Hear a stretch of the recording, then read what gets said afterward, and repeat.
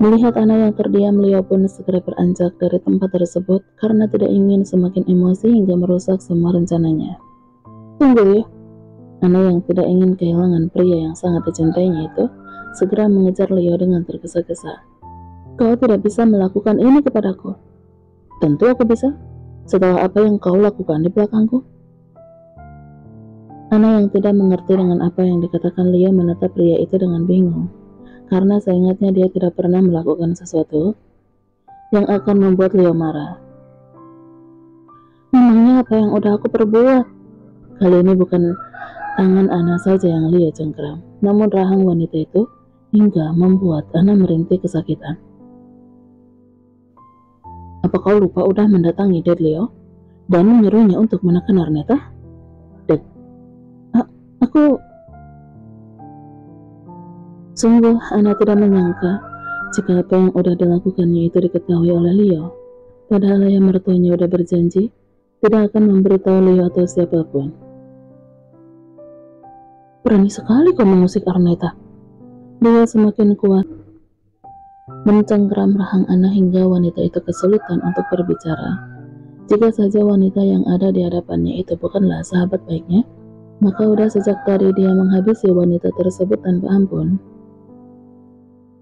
Jadi menyingkirlah sebelum aku kehilangan batas kesabaranku. Leo pun melepas cengkeramannya dengan mendorong Ana hingga wanita itu terjatuh. Aku melakukan semua itu demi mempertahankanmu, teriak Ana dengan menangis sendu. Sungguh, dia tidak pernah menyangka akan diperlakukan kasar oleh Leo.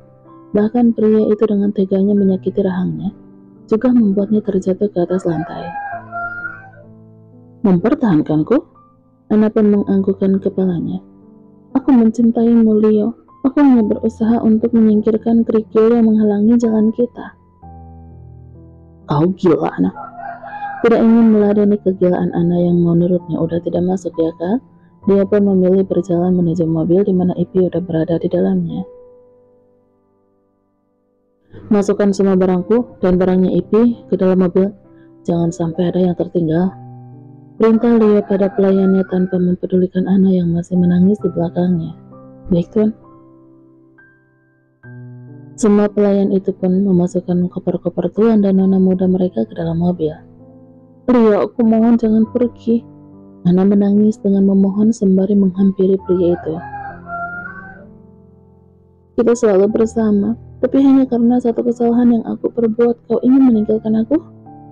Jika dulu Leo akan tersentuh oleh tangisan Ana, namun kini setelah wanita itu berubah menjadi sosok yang mengerikan di matanya, ia pun tidak mempedulikan sama sekali dengan tangisan tersebut.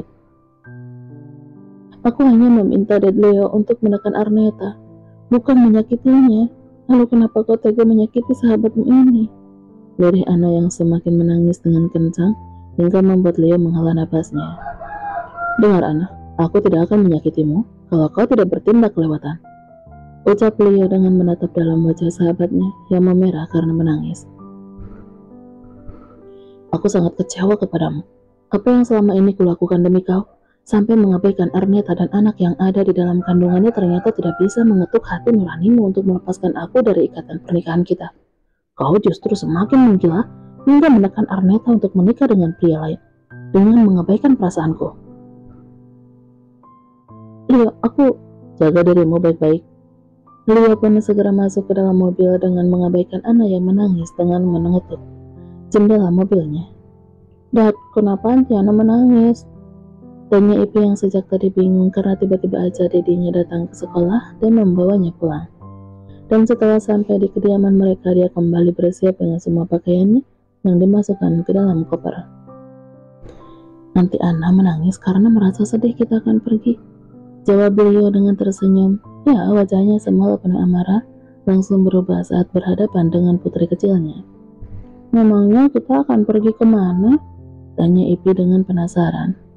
Kita akan pergi menemui Mom Arneta. Benarkah? Bekik Ipy dengan tersenyum bahagia, karena akhirnya dia akan kembali bertemu dengan mominya setelah sekian lama tidak berjumpa. Memangnya adik bayi udah lahir? Karena seingatnya, Dad Leo akan mempertemukan mereka setelah mominya melahirkan. Belum sayang, justru itu kita kembali ke Jakarta untuk menyaksikan adik bayi lahir. Ipi senang tidak? Ipi menganggukkan kepalanya dengan penuh semangat. Ia udah tidak sabar untuk bertemu dengan Mom Arnita dan adik bayinya. Dia pun tersenyum melihat kebahagiaan di wajah putri kecilnya. Kami kembali, Arnita. Kau dan anak-anak mulai saat ini akan kembali bersamaku. Gumamnya dalam hati. Sementara itu Arnita yang berada di Jakarta kini tengah menikmati makan malamnya bersama Chandra dengan sesekali menggosok telinganya yang sejak tadi terasa panas. Kau kenapa? Tanya Chandra yang sejak tadi melihat kegelisahan Arnita. Arnita menggelengkan kepalanya lalu kembali menikmati makanan penutup yang terasa sangat manis di lidahnya. Oh ya, tadi kau ingin membicarakan apa? Ya, Chandra mengajaknya makan malam karena ada hal penting yang ingin disampaikan pria tersebut. Besok aku akan mengajakmu ke kediaman keluarga besarku. Arnita yang terkejut sampai tersedak makanan yang ada di tenggorokannya. Chandra pun dengan sigap mengambil minum untuk wanita cantik yang tengah hamil tersebut. Chandra, pernikahan kita masih beberapa bulan lagi. Lagi pula kita menikah bukan karena cinta. Jadi apa kau yakin ingin melibatkan keluarga besarmu? Karena jujur Arnita hanya ingin menikah secara sederhana aja, tanpa melibatkan siapapun kecuali orang-orang dari keluarga Richard yang memang menginginkannya untuk segera menikah dengan pria lain. Arnita, aku tahu tujuan kita menikah agar kau terbebas dari tekanan keluarga Richard. Tapi aku ingin memberikan yang terbaik untukmu. Chandra berkata dengan sungguh-sungguh karena dia berharap pernikahan yang akan mereka jalani nanti bisa membuat Arnita mencintainya. Chandra, aku hanya tidak ingin keluarga besarmu kecewa jika suatu saat nanti kita berpisah. Jangan pernah mengucapkan perpisahan sementara kita belum memulainya.